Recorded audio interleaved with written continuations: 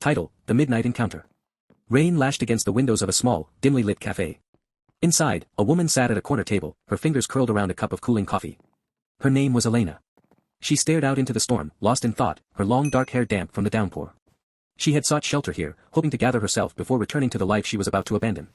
The door opened with a gust of wind, and a man entered, his silhouette illuminated briefly by a flash of lightning. He shook the rain off his coat, his eyes scanning the room until they landed on Elena. He hesitated for a moment before crossing the room to her table. "Elena," he said softly, his voice barely audible over the rain. "I didn't expect to find you here." She looked up, surprised. It was Daniel. Of all the people she could have run into, it had to be him. The one person she had wanted to avoid, the one person who knew her better than anyone else. "Daniel," she whispered, her voice trembling. "What are you doing here?" "I could ask you the same," he said, sitting down across from her without asking. His eyes, deep and intense, locked onto hers. "I heard you were leaving."